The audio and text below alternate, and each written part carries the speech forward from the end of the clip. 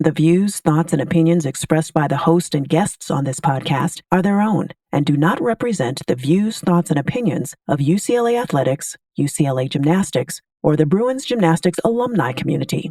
The content of this podcast is strictly for informational purposes only and should not be considered professional advice. Getting it done to its fullest. And what I mean by that, if I have a task or something mundane, like how can I, at the end of that day, feel like I impacted somebody else? You know, whether it's my team at Beam Queen Bootcamp or the audience on television, like how have I been able to positively make an impact on someone else's day? Welcome to the Bruin Gymnastics edition of the Resilience to Brilliance podcast, where you'll be inspired by riveting behind-the-scenes stories of UCLA gymnastics legends. I'm your host, Kim Hamilton Anthony. Here we go. Overcoming challenges is something that each of us must do just about every single day. There always seems to be something. For Samantha Peszek, that something happened to be injuries, and they took place at the most inopportune times. Samantha was the youngest member of the U.S. national team at age 12. She won team gold medals in the Pan American Games and World Championships, and the team's silver medal at the 2008 Olympics in Beijing. At UCLA, she was a 3-time national champion and 17-time All-American. She became a sports broadcaster for Pac-12 networks and has since moved to ESPN and NBC. Samantha is also the founder and CEO of Beam Queen Bootcamp. Sam and I sat down for a little chat where she shared her resilience story, something you may not have known about her Olympic experience, and how a significant setback at UCLA actually led to a shift in mindset that brought clarity to what she truly wanted in life.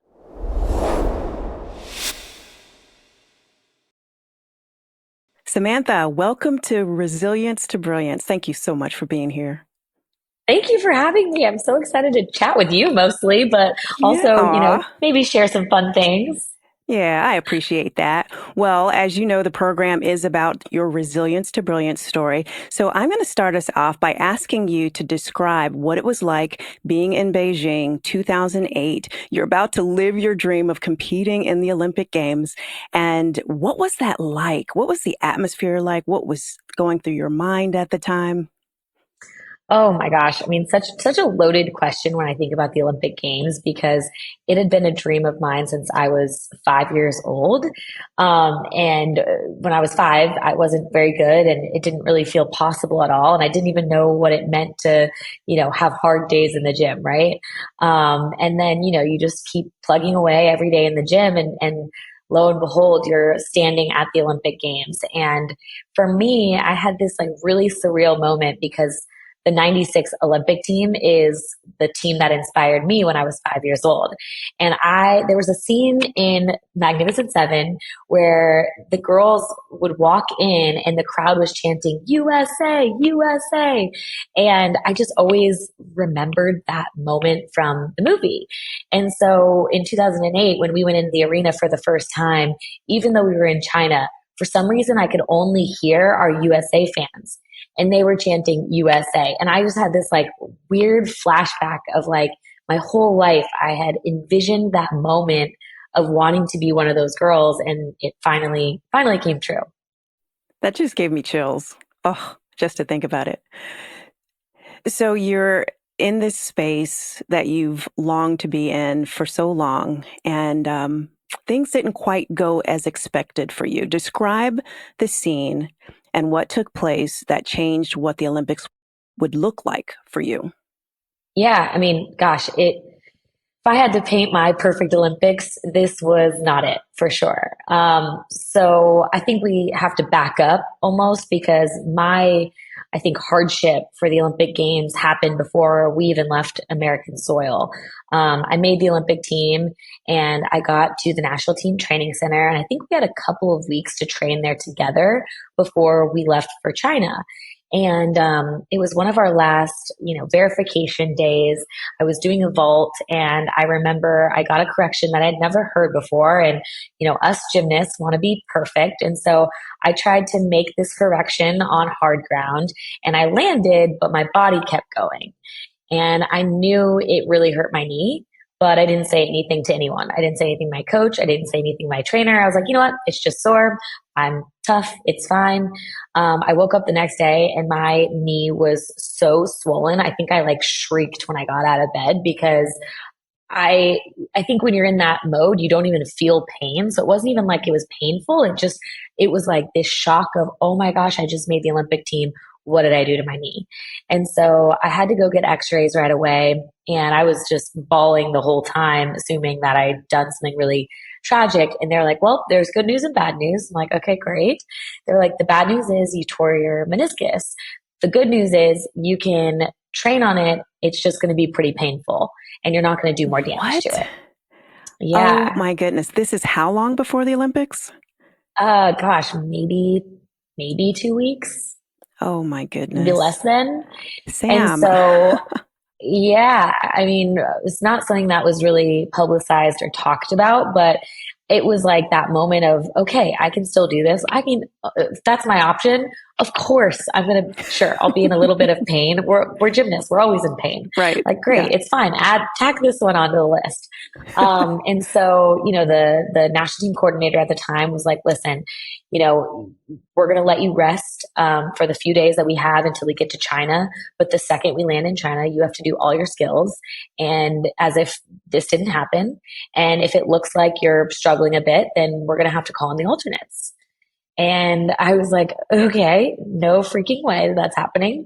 So I landed and just was like, first of all, had a lot of like, did I trust my knee? Was it working? Like, did I have power in it? I also hadn't done my skills in like a week. So was I ready? So everything when I got there was just sheer willpower, I would say. And I was also terrified to do that vault on the hard ground again. I hadn't really trained it at all. So every day I went, I was just like, oh God, please let me just like land on my feet. And actually practices were going well. Of course I was taking a lot of ibuprofen and they were taping it and all the things. But every practice that I finished was kind of like a badge of honor for myself, I think, and gave me a little bit more confidence. And the ironic part is the morning of warm up, I was having the best day of my life. Everyone was like, wow, Sam is like peaking because I had this 7 days off, and Wow. I was feeling amazing. And so the last 5 minutes of warm up, I was warming up my very last pass on the floor and I landed my 2.5 and punched on my ankle sideways. And I landed and a teammate came over and she was like, hey, are you okay? I heard your ankle pop. And I was like, yeah, I heard it too. And no, I am not okay. And she was like, okay. So they were like, okay, let's go get a cortisone shot in you. But at this point, we had like 15 minutes left to warm up, maybe. So I had to run out, get a cortisone shot. And then the last 2 minutes, they were like, can you go do a round of back handspring to see if you can compete? Like, we have to decide if we're going to change the lineup right now. And so I was like, okay. And I had warmed up all of my other passes. So if I was fine, then I was fine. But I did a round of back handspring and I think I just like crumbled. It wouldn't, the cortisone shot didn't kick in yet. And I had no ankle mobility. And so I was just like stunned, like, oh my gosh, like what happened? Like everything was just a whirlwind. And then they were like, all right, you got to get in line and march out. And they're like, you're pulled. So I'm like, okay, I couldn't even have time to be emotional about it because I was just so shocked of like, what just Of happened? course. So, I walk in and they were just like, listen, like you need to be a supportive teammate. I'm like, yeah, of course. I kind of just knew that my role changed from being the athlete to the cheerleader. And so the whole time they were competing on floor, I was begging Marta to like, let me do vault. I'm like, I knew I was going to do vault, bars and beam because the cortisone shot had kicked in. So I'm like, at least let me warm up. Let me do my touch. And, I was like nagging her, like tapping her on the shoulder, like, okay, can you think about it? Can you? And I was like really Oh, pushing. Sam. And so she just looked at me in the eyes and was just like, listen, I know you can do your vault. I know you're going to make it on your feet, but we need you to hit this bar routine. And like, I wasn't going to score the best on bars, but they needed someone to hit a solid routine. And she knew that I could hit. So she just asked me, she goes, can you make your bar routine? I was like, yeah, of course. Like, I got you. And she was like, okay, that's all we need. I need you to do your bar routine. And then after bars, you can decide if you want to do beam or not. So I said, okay. And then I made my bar routine, and it was like the greatest thing of my life because, when you Right. hurt your ankle or a body part, like you're just off center. Like it must have been so swollen because even like cast handstands stuff, you're so in tune to every ounce in your Right. body that Hmm. I didn't warm up with my ankle like this. So I was trying to adjust mid routine of like, am I hitting handstand? Like I just need to make it to my feet. I didn't warm up a dismount. Can I land? Okay. I don't know. That's the story. It's crazy. That is pretty wild. I mean, you're 16 years old. You are in this high pressure situation. You have this Yeah. injury, and I mean, of course, you're wanting to get out there, but they need you on the bars. And you talk about how being your best self is really important. So your best self in the Olympic Games would be you competing all of those events, but you weren't able to. So you had to do this little pivot, this shift right in the midst of that. So what did being your best self look like for you after that injury? Yeah, I mean, it was really hard, but actually, it's interesting that I shared this story about me walking into the arena and hearing the USA because I was so upset. But in that right after I hurt myself, I walked in. That's when I heard the USA, and it was like the splash of cold water I needed. Of okay, this is not about you. This is about USA. This is about the team. And so, I felt bad. I felt guilty that I couldn't do my job. And so I just automatically went into the okay, what can I do for each person on this team right now to help them be at their best? Like I am going to cheer for them like my life's dependent on it. I'm going to have water when they finish their routine, like whatever they need. Like I'm going to be that heartbeat is what I really wanted to do. And so I think quickly just adjusted to that and, was in the moment. And I mean, we're there training. They felt bad for me. So I was trying to put on a happy face so that they didn't have to feel bad for me. So yeah, there was a lot of just tough moments, I think, throughout that whole journey. And, people ask me all the time, like, what's the Olympics like? And of course, it is amazing and it's incredible. And it's you can't even describe what it means to represent your country. But for me, there's all these layers of different hardships that I had to go that just Hmm. being there was such an accomplishment for me in itself. Absolutely. Now, Yeah. I'm just so proud of you. The way you Oh, thank handled you. yourself, it was so selfless. Sam, I don't know if that was your personality before that happened or if it just happened on the spot. You just chose to be Yeah. resilient in that moment and do what you could for your teammates. But I'm just so proud of you.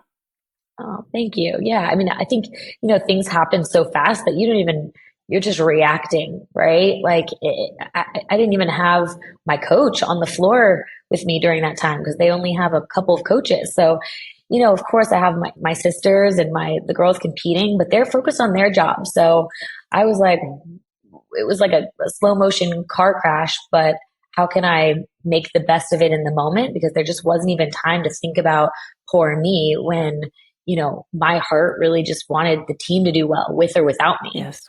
Mm. And they did well with you, and you went on to win the silver medal as a team. And you were a big part of that, Sam. It's wonderful to hear. So, couple years later, after the Olympics, you chose to go to UCLA. You received a full scholarship, and I'm sure there were other schools recruiting you. So, why did you choose UCLA? I think Miss Val hates when I tell this version of the story, but it's the truth. So I want to share it here, especially because I feel like I'm such a a Bruin, and I could not imagine myself at any other school. But when I was being recruited, the other schools that I was looking at, I loved them. I really loved them. And, people kept saying like, when you go to campus, you're just going to know. And I would go to campus and I would go on a visit and I'd come back and I'd be like, hey guys, I'm going to this school. And I would only wear that school's name on my chest for like weeks. And I would tell everybody, I'm going to go here, Then my mom was like, well, why don't we take our next visit? You agreed, you committed to going to the next visit. Great. Went to that school. I'm like, oh, wow. No, this is the school I'm going to go to. Like, I felt like I fit in. And I had friends at a lot of other schools. So I'm sure that helped. But then coming to UCLA, it was not like I had this epiphany where I was like, this is it. I actually had a really hard decision picking what school. And ultimately, what did it for me was something that Val said. And, a lot of the other schools were giving me like this utopian 4 years. Like, it's going to be so fun. It's going to be so easy. Like, here's your class list. Here's this. Like, if you want, trail mix with the peanuts picked out, we have donors for that. We have this for What? that. Yeah. And I was just like, wow, you're right. That is awesome. And then I go to UCLA and like the gym is like so small and much older than a lot of the other schools and much older than the gym that I trained at. And I was like, oh my gosh, people train here? Like, this is crazy. But Ms. Val was like, listen, if you think about the other schools, you are going to have the best 4 years of your life, the easiest 4 years of your life. But if you come here, it's going to be the most rewarding 4 years of your life. And you're going to set yourself up for success. And like, ultimately, I feel like I achieved a lot before I got to college in terms of gymnastics. And of course, I wanted to do well in gymnastics, but academics was so important for me. And I needed to hear that was going to be a priority from my future coach too. So her focus of like developing me outside of being a gymnast, and like, I've always loved gymnastics. It's always a part of me, but I never really felt like it was my identity the same way I think other athletes struggle in that way. And so hearing her validate that I was going to go there and be a student athlete, like that was like music to my ears, that like I wasn't just this girl that was like expected to keep up with her school and then like mostly just be a good gymnast. That's pretty cool. I Yeah. think Yeah. being a student athlete at UCLA is such an honor. And the level of education that we received was just impeccable. And Miss Val was right. You do set yourself up for success when you attend UCLA. There's just no doubt about it. Yeah. I think both of us are witnesses to that. Yeah. And I was going to say, what's funny is like, I actually looked at the girls on the UCLA gymnastics team that had graduated and looked at what they were doing now. And they were like lawyers or doctors or, sports broadcasters or, and it wasn't always about this like cool field, but it wasn't like they were in the gymnastics world because they didn't have any other options. And like, I'm in the gymnastics world, so I can say that. But I felt like if I wanted to get out of the gymnastics world or do something else, I was going to have the tools and resources to do that. And to me, that was like so cool because at the time I was burnt out and I didn't want to stay in the gymnastics world. Mm-hmm. Absolutely. And now you're doing some amazing things that I want to touch on later. But there's a story. You and I were at an event earlier this year, and we sat at the same table, and you mentioned to me that you wanted to become a cheerleader at UCLA. Now, we didn't get to finish the story, but I do want to hear about that. Yeah. So, I went to the Olympics when I was going into my junior year of high school.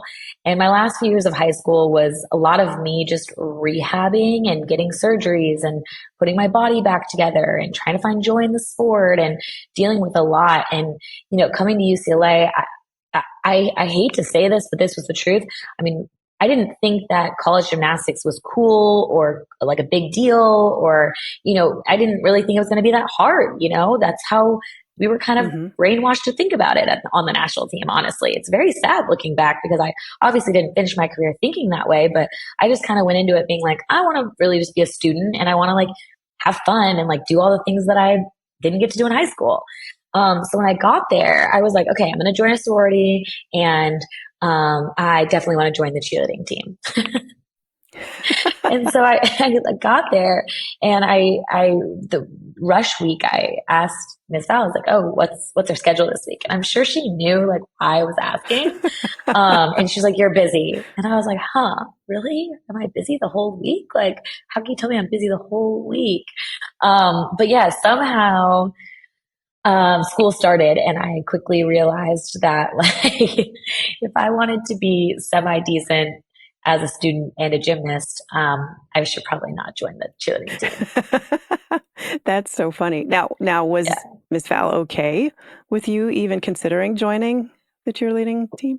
Listen, I think she said yes very quickly and then was like, I'm going to figure out a way for that to never happen, I where thought you were it's gonna. not me being the bad guy. Okay, got it. I don't Where she know. realizes on her own that it's not a good idea. Yes, yes. I think that she knew how stubborn I was probably, and it would have upset me and like I would have just I don't know. I think she was probably like, she's gonna learn on her own that is a bad idea. So when you started out at UCLA, you sat out your first month, I believe, with a fractured foot, but it didn't Mhm. hold you back because by the end of your freshman competition season, you won the national beam title. Yeah, Congratulations, which is thank you. a huge feat. Yeah. So one of the things that you're known for is being the first gymnast to do a standing full on the balance beam in collegiate competition. The beam queen, they call you. Yes. This is true. This is true. So you talked about how on the national team, you're kind of conditioned to believe that gymnastics at the collegiate level is no big deal. You just kind of go there to die. And I grew up in that same uh, thought. How was it different for you to compete in college versus club gymnastics? Well, like you said, I mean, was excited to compete. I loved competing, but then I fractured my foot right before freshman season. And so I just was kind of working to get some sort of skills back to compete. And really, I hadn't done much competition since the Olympics. And I was really nervous. I didn't realize how nervous I would be. And then, you spend all of preseason getting to know the girls on the team and kind of fighting together. And so then I feel like there's almost more pressure on you in a way because you don't want to let everybody down. You don't want to let your team down. And for me, it was like I had this, I think a lot of elites that do college gymnastics have to go through this too, where, we didn't have the numbers that we were used to having in the elite world to feel prepared for the competition. And so, for me, even though the skill level was a lot easier, I feel like, my body was going through a lot of changes. I was coming off an injury. Like I wasn't super confident in a lot of things at that moment. And so it was about just like learning how to trust the years of training that I had before I got to UCLA even and lean on my teammates versus like feel like, oh my gosh, everyone's going to be mad if I make a mistake. And not that they never said that, but I feel like competing in college, like you just feel that weight sometimes of like the pressure, which I loved competing with pressure. But for some reason, like it did take me a second to adjust from competing to elite to competing in college. Mm, mm. Now, you did quite well your freshman and sophomore year, and then your junior year came up, and then you had another setback. Tell me about what happened. Mm. Yeah, I was training for the best preseason of my life. I was in really good shape. I had trained all summer. I just really wanted to have a good year, and I think this was really the year that I think fully bought into college gymnastics of wanting to be the best I could be in college. Which before that, I'm not sure I had that mentality yet. And it was the last practice before we left for Christmas break.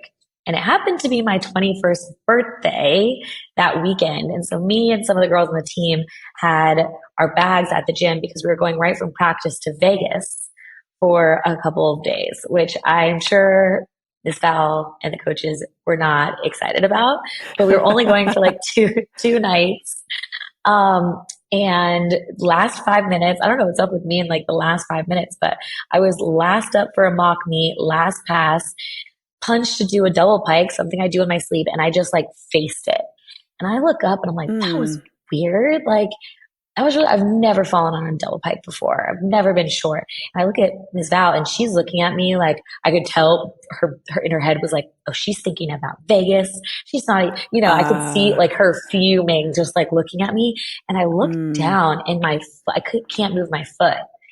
And Oh. so I look up and I'm like, don't forget. And the whole team's just standing there looking at me. Like, we're all just like, what happened? So I just looked up and I was like, don't freak out, but I just tore my Achilles.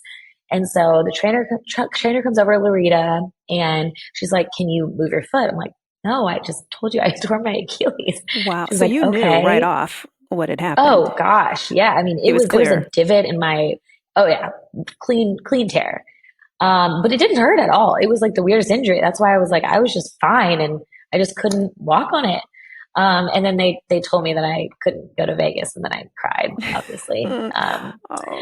But yeah, so I think that year was particularly tough for me because that was the year that I really wanted it and I couldn't have it. And so ended up being the best year of my life because I went back to the drawing board of like, okay, like even though this is college gymnastics and maybe the skill level is easier, like why am I only giving like, not 100% every single day to be the best that I can be? And like I did vision boards and I did a lot of like mental rewiring that year of like, who do I want to be? Do I want to come back?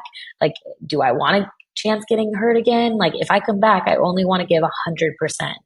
And so I think because of all of that time that I had to kind of think about the athlete that I wanted to be and how I wanted to finish my career, it ended up being like the year that I needed, like almost the bow and arrow year where like you get worse before you get better. And so, in the grand scheme of everything happens for a reason, like I truly believe that I needed that year in order to come back stronger and healthier and more fit and just a better leader, I think, to finish my career. Hmm. What do you think you learned about yourself during that time? That's a great question. I think I learned a lot. I mean, I think it was really tough for me to go from competing all four events and being like a contributor to having to be on the sidelines and having to, be the water boy, so to speak, like how can I be helpful without actually doing it? And I guess I did that in 2008 to some degree, but it was just, a few meets, but having to go and to practice every day and just be on the sidelines and cheering for everybody and kind of getting out of my own bubble and seeing like, okay, this person trains like this person trains like this. Like, how can I help these people feel more confident on beam? Like, that's what I felt like I could give. So I don't know. I think that it was a really tough year for me, but also a big year of personal growth for me. It was also the year that I realized I wanted to do sports broadcasting. I started my own show called Brew and Banter, which I think they still continued, and I don't know if they're doing it this year, but that was a really cool thing that's been passed down. And so, for terms of like my personal growth, career growth, and just like who I wanted to be, it was almost like the coming of age year for myself. That's fantastic. And Yeah. Bruin Banter has become a very popular show for UCLA gymnastics. People love to watch it. And it started I'm with laughing. you. Yeah. Yes, and I'm laughing because it started as a way for me to practice doing interviews. So we would have a coach or an athlete kind of recap the meet weekend, and I would come up with questions. And oh my god, I hope they're not on YouTube still, or maybe it's good to kind of see where you started sometimes. But it Uh-huh. was rough. I was not comfortable. I think my questions were bad, like mic placement, eye contact, and now they do Brew and Banter in a way where like they have these like amazing video like overlays and cuts, and like this was like just raw. No one was editing it. It was just going up. And so, I mean, I actually love the fact that it has evolved so much and it's become this like really cool thing that I love watching. Right. And then it prepared you for the career you have today, which is pretty cool. Pretty Yeah, cool. that is pretty cool. Exactly. So that was it was a bad year, but a good year at the same time. Mm-hmm. Mm-hmm. So let's focus on that brilliance portion of your story, that brilliance that enabled you to overcome the injury and go on to win not only another balance beam national title, but also you won the national all around title your senior year as well. So you were able to come back. And I want you to talk about some of the things that you did between the time of your injury and that comeback your senior year. Yeah, well, I'm just like hearing Miss Val's voice in my head of being like, "You're maniacal. You're just so maniacal." And I think it was, the year that I like didn't love spinach, but I like did all this research of like, why do I keep getting hurt at the worst times? And so like I did my own research on like how can I increase certain like vitamins and foods and like how can this make me stronger and like what do I need to be doing to like take care of my body better. And so I really, really did not like spinach. But I knew that it was helpful for, your body strength and recovery and all this. And so I was making like this green smoothie that I hated every single day. Um, now it's funny because I love spinach and I love all that stuff, but like I was doing all these things that I really just didn't want to do. But for the purpose of like being the best athlete that I could be. And every time I would go in the gym and, walk around, I would do so much stretching because that was like a weak moment.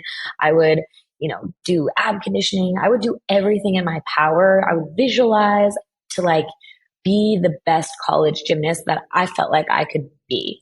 And so that when I came back, I was just really, I almost had the elite mindset. I mean, it was an elite mindset, but like my elite mindset from when I was training for the Olympics of like waking up and like, you know, feeling inspired and then having my green smoothie that I didn't want and then eating like a healthy, nutritious meals and like really making sure I'm getting enough sleep. So I feel like I really made that a bigger priority than, when I first got to school. Mhm.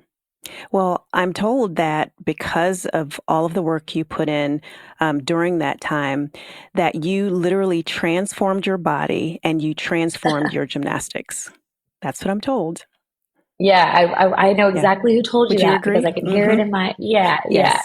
And I didn't love yoga and I started going to hot yoga because I could do that. And so I was like spending money I didn't have on core power yoga at the time of like sweating and like figuring out like how I could be more malleable and flexible for when I came back. So yeah, I mean it was a tough year, but like I really feel like I did everything in my power. And, ultimately when I did hit the pinnacle and I did win the all around and that beam title, it was like, wow, I have zero regrets in my career. And it was all because I chose to, be the best that I could be in what that meant for myself those last few years. Yes. And you also, in finals of the balance beam competition, you could have watered down Yep. your routine, but you chose to do your standing full. What's the Man, I'm mindset glad that behind worked. that? Yeah. I'm just, my first thought always when someone asks me about this, I'm like, I am so happy that worked out for me because every year I would Hmm. train the standing full at practice. I wouldn't make beam finals. And so my last year, I'm like, you know what? It's been a while. I haven't done it in a long time. I'm definitely not going to train it. And I definitely don't want to jinx myself. So I did not train the standing full that year. And so, no, no. And so, like, I would do a couple on the floor here or there, but like, I didn't really do them on the beam. I didn't want to jinx myself. I was not training them. So I got to NCAA championships event finals. It was like maybe the last year they did event finals or second to last year. And during warm up, I think I fell on like 8 out of 10. Like that's how like one was low, one was left, one was right. Like it was like not a consistent thing. I was warming up. So I kept doing it on the floor, just thinking like, okay, do I got it? Like, do I feel it? Am I gonna make this? And like, I can usually tell, like, am I gonna make this? So I was like, yep, I'm gonna do it. And I just remember Ms. Val coming up being like, are we sure? Like, are you sure? We could just water it down. You could still win with a watered down. I was like, no, I can't. I can't. And I like won't feel good about it. And I was like, if I fall, then I'm going to just do a front tuck. I'm going to do all these skills for my elite routine and I'm going to go out with a bang. And I don't care how many times I fall. And she was like, okay. And so, I just remember saluting and I was more nervous for that beam routine than any routine that I've ever done in my entire life because make it or fall, win or lose, it was the last routine I would ever do. And maybe you felt like that too on your last routine, but that moment of like, it's just the last one. Like there are no redos. Like there's no redos in gymnastics, but there's always like another meet. Not this time. So I just remember being like, oh, shoot. And so I went up there and I was like, I land my standing tugboat, make it perfectly. And I just like was so happy that I think the next pose I did, I started wobbling and I had to improv my dance. And I was like, oh gosh, okay, I cannot. I just remember my like internal dialogue being like, okay, you can't just like throw it off after you like do one good thing. And I was trying to like look around and enjoy the moment and take it in. And then after that Oh, wobble, I was like, nope, I am focusing and I am gonna not wobble and get off this beam. And so, like I think that like internal dialogue, the like inside joke I have with myself was like, it was just such a funny beam routine and such a, it was a great way to end my career. So I'm glad I did it. There was a lot riding on that. And thank God it worked out because I did not make very many. so incredible. Incredible. things. So, what do you recommend to the athlete who is listening to you right now and they may be dealing with an injury that appears to be derailing their dreams? Mhm. What do you say to them? I would just say, and especially in a sport like gymnastics, like there's always something that you can do to get better. And it may not be what you want to do. And most of the times it's not what you want to do. But I felt like the times when I had to overcome an injury or, recover from a surgery or an injury was always the time that I got so much better when I came back. And so whether it's like visualizing or, having better positive self-talk in the gym, and just having those be your automatic thoughts to whatever your weakness is. Are you a flexible gymnast and you really need to work on your strengths? Or are you a strong gymnast and you really need to work on your flexibility? Usually it's like one or the other, right? And so figuring out like, are you working on your dance? Can you do dance throughs with your arms? Like what can you do to stay busy and just to like feel comfortable in the equipment with what you can do? And then I think the second thing is, how can you outside the gym feel like you're still an athlete and still like giving everything you got each day? And I think for me, like when I went to bed at night, even when I had an injury, I would visualize all my routines and then I would go to bed. And it was just this like last little bit of, you are doing everything in your power right now. And like the next day you wake up and maybe you can do one more heel raise after your Achilles surgery or whatever that means to you and your injury, so that when you come back, it's going to be one, you're refreshed. And sometimes injuries happen because you just need a break, especially a sport like gymnastics. So, taking that deep breath, metaphorically of figuring out like how can you be rested, refreshed, and in a better place so that when you come back, you can hit the ground running. Great advice. Really great advice. Now, Thank one of the you. biggest challenges most athletes face is the fact, and we touched on this a little bit earlier, that we can't compete in our sports at an elite level forever. So there has to be a transition that we all go through, and Thank it can be goodness. difficult. You said, thank goodness. Thank goodness. Could you imagine? Oh my We would goodness. all Yeah. probably still be like I don't want to say the word forced, but like we would all feel like we have to wake up and be like, oh God, we got to keep going. Yes, yes, always, right? But for some people, that transition from the world of gymnastics, and I find this with the different professional athletes I've worked with, it's difficult to transition from a sport into, I don't know if the real world is the right terminology. I'll figure out a different word to use another time, but into this world where everyone else operates, right? Because there's no there's no amount of applause and there's no feeling of ecstasy or whatever it is that you're feeling when you're out there in front of that audience performing at your very best. That's not always the case when you transition into this new world after sports. What was that transition like for you? And how are you taking what you've learned in gymnastics and applying it to what you're doing now? Well, yeah, I think it's always a scary thing, right? That you have this like athlete mindset for so long, and then all of a sudden you just wake up and you're just not an athlete anymore. And for someone like me, that I genuinely loved the sport of gymnastics, I loved conditioning, I loved the annoying things, I loved competing. Like there was so much about gymnastics that I loved, that I actually was nervous for myself to wake up and be done. But I remember the morning after NCAA is waking up, and like the first thing I said to myself was, wow, you never have to flip again if you don't want to. And like for some reason, it was just this like freeing moment of like the first day of the rest of my life. And I, since that day, have never wanted to be a gymnast again. I don't miss the grind of it the way I did, like thought that I would. Like, of course, I miss my teammates and I miss competing. And yeah, of course, but like there's not that like sadness or like anything surrounding my me being a gymnast. Like I was just excited to like try something new and like to travel and not have my life revolve around gymnastics. And so it was more exciting for me. I did not know what I was going to do with my career. There was like a job fair and I got an interview at Deloitte. And so I wanted to like maybe be a consultant. And then the day of the interview, I called and I was like, I canceled. I was like, this is not what I want to do. I do not want to dive into a career that I don't want. But I wanted to start my own company and I wanted to be a sports broadcaster.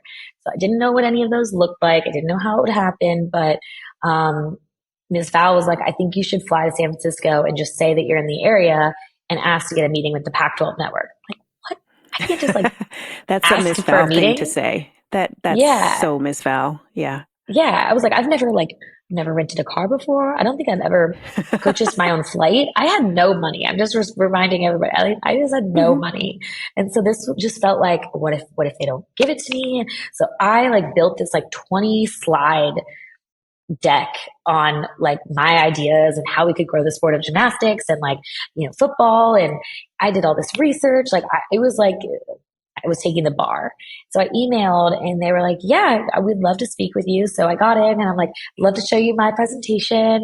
And like 2 slides in, she was like, oh yeah, no, you're great. You're hired. And I was like, oh. I was Yes. like, do you want to see the rest? And she was like, I mean, sure, but unless you like have someone that's going to like budget that, like give us Uh-huh. money for this, like it's not going to happen. And I was like, Okay. all right, I'll take what I Okay. can get here, So I'm like, Right. okay.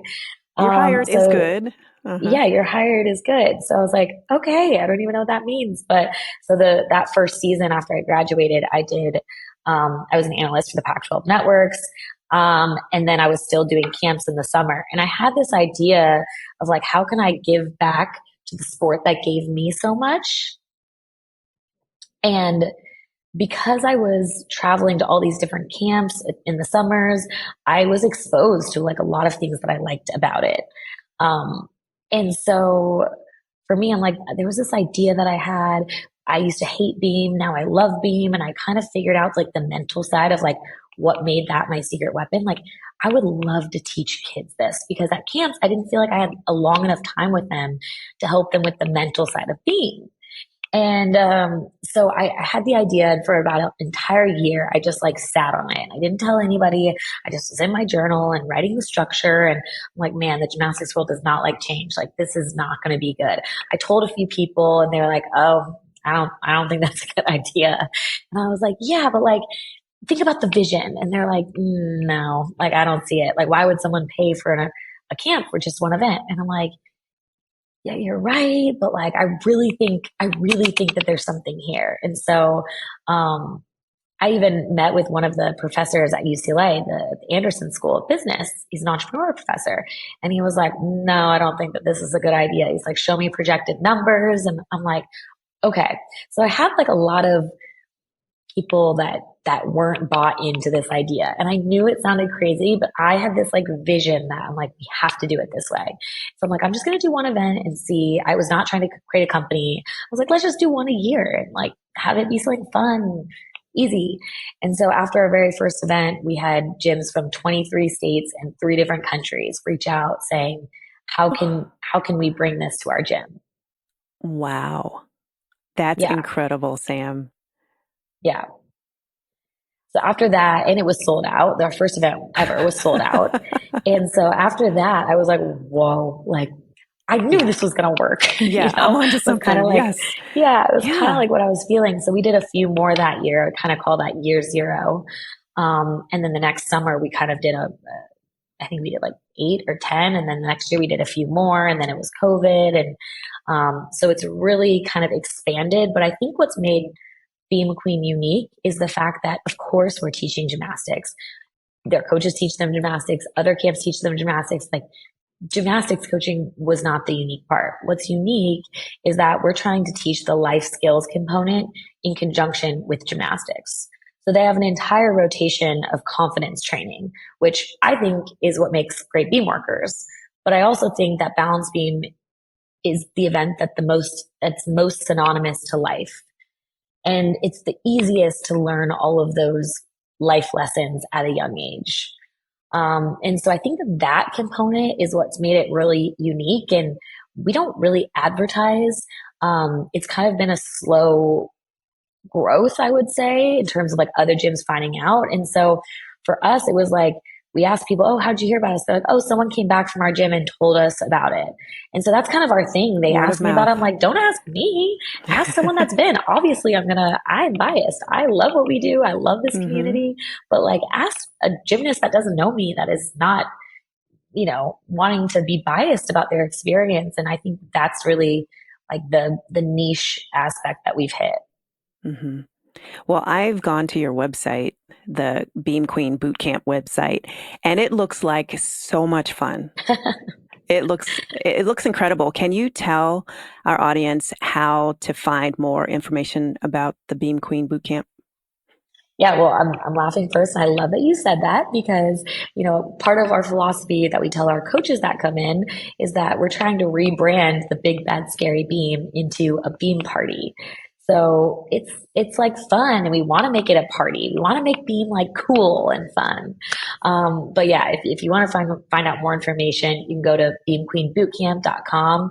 We also have a YouTube, channel.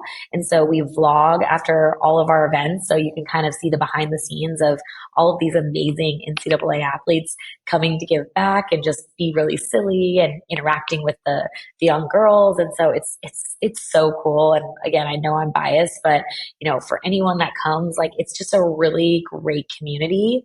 And it feels very collegey. So I feel like I took a lot of what I loved about being a college gymnast and wanting to have these girls who are in the monotonous stage of gymnastics just have a little bit more fun. Well, it looks absolutely fantastic. I wish that I Thank had you. uh, that camp when I was in club gymnastics, and it would have been phenomenal. And it would have definitely given me more confidence and helped me to love beam a lot more than I did. so, Yeah. Yeah. so I I appreciate that you're mean, doing that. thank you. And can I share one more story? Absolutely. Okay. So at the end of our Beam Queen season last year, we were just spent. It was our 26th event. We were so exhausted. Our staff was like still putting on a smiley face and high energy, but like behind closed doors, we were all just like, oh my gosh. Anyway, and I kind of was reminding them, like, guys, like, this is our last one, last hurrah. Everyone was excited for it. So there was this girl, I did the confidence session. And there was this girl, she was probably a teenager, who was like kind of like looking off. And, there's always one that kind of feels like is attitudey Judy and just, and on my head, I'm like, oh, I'm definitely not resonating with her. Just kind of like doing her own thing. We rotate them, didn't really think much about it. The next day, the girl came up to me and pulled me aside and was like, can I talk to you? I'm like, yeah, of course. Like, what's going on? She just immediately starts bawling. And she was like, I have to tell you that I, I scratched myself, which what I learned was that, she was cutting herself. She was like, I scratched myself. And after your session yesterday, I've never felt more confident in myself than I ever have in my whole entire life. And it's this moment right here that I'm going to tell my parents about it. And I wanted to tell you the impact. I'm like tearing up thinking about it because it was like, it's not about gymnastics, it's just like that impact and like me telling the staff of like, guys, like we're impacting these girls' lives. Like for her to feel comfortable to share that with me and then also like seek help and like want to be confident and want to do this stuff, like how powerful is that? And so that story is just always like so vivid in my mind when like we're exhausted traveling and we're like, just wanting to be done. It's like you never know, and she was the one that was acting like she wasn't paying attention and just kind of like, and so I tell them like, you never know who you're impacting. So No. Using gymnastics to change lives. I love that, yeah, Sam. I love it. yeah, it's cool. Before we close out our interview, I have one final question. I believe that there's this state of being where individuals are operating out of the fullness of who they are and all they have to offer. They're utilizing their greatest gifts, their talents, personalities, their quirkiness, everything that makes them who they are. And they're experiencing this level of fulfillment that just makes their heart sing. And I call this brilliance mode. So my question to you is, what does brilliance mode look like for you? Oh, wow, that's a good question. Hmm. I think brilliance mode to me is like waking up, and I feel like, as gymnasts, we've always had jam-packed schedules. So for me, it's like having a jam-packed schedule, but getting it done and also like to its fullest. And what I mean by that is like, if I have a task or something mundane, like how can I, at the end of that day, feel like I impacted somebody else? Whether it's my team at Beam Queen Boot Camp or the audience on television, like how have I been able to positively make an impact on someone else's day? Like the story I just shared, like it was that girl, times a million. That story is crazy. But even the mundane stuff, like that is when I feel like I'm at my best, when I am like giving that inspiration to the world or where I'm helping somebody else be at their best as well. Wonderful. Wonderful. Samantha Peszek, thank you for taking time out of your day to chat with me. I appreciate it. Thank you so much. This is awesome. We should hang out more often. I know. Would love that. Let's do it.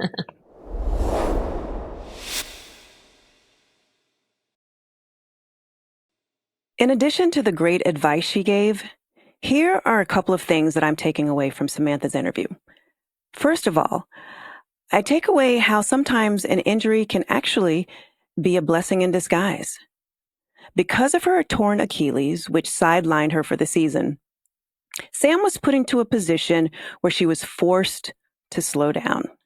She had an opportunity to think about what she really wanted in life. And as a result, she completely shifted her mindset and transformed how she ate, how she trained, and even how she slept so that she could come back in the best shape possible. Her resilience, well, it set her up for a very successful career finale at UCLA and a powerful post-gymnastics career where she is doing what she absolutely loves and is changing lives in the process. As you get to know me, you'll find that I am all about changing lives. Another thing that stood out to me was how Sam followed her dream of doing a balance beam camp, even after she received so much negative feedback, even from the best of the best. I mean, highly qualified individuals in their fields. She could have easily taken their advice and kept that dream in her journal and lived the rest of her life wondering, what if? But she didn't. She took a risk and did something that has never been done before. Beam Queen Boot Camp. And it's a huge success.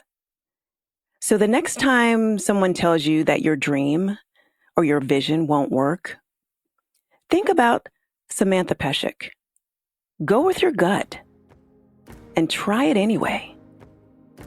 Even if you fail, you just make adjustments and press on. It's better to take the risk than to live the rest of your life with regret.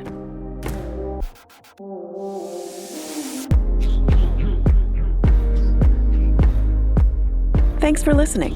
If you want to find out more about Samantha Peszek, check out our show notes on inbrilliancemode.com/podcast. And to connect with Bruin Gymnastics alumni on Instagram, follow us at UCLA Gym Alumni.